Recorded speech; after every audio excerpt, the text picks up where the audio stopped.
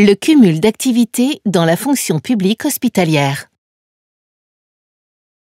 Un fonctionnaire ou contractuel doit en principe consacrer l'intégralité de son activité professionnelle aux tâches qui lui sont confiées dans le cadre de son emploi public.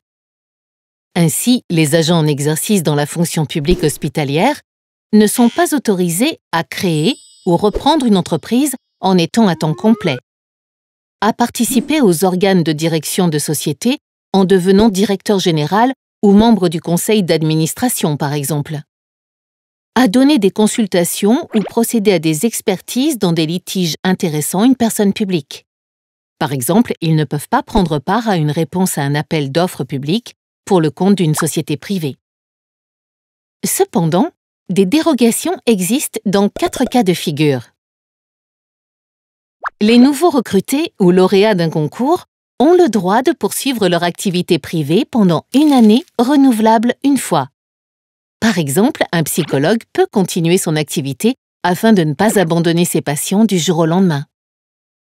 Les agents qui occupent un emploi à temps non complet et dont le temps de travail est inférieur ou égal à 70% peuvent cumuler des activités par principe.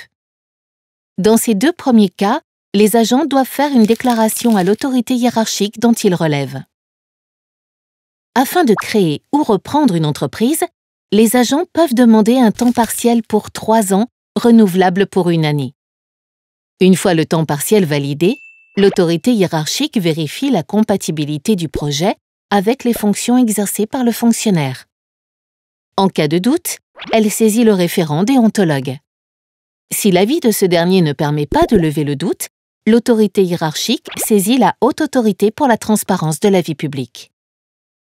La dernière dérogation concerne l'exercice d'une activité accessoire, c'est-à-dire une activité, lucrative ou non, compatible avec les fonctions de l'agent et qui n'affecte pas leur exercice. 11 types ont été définis.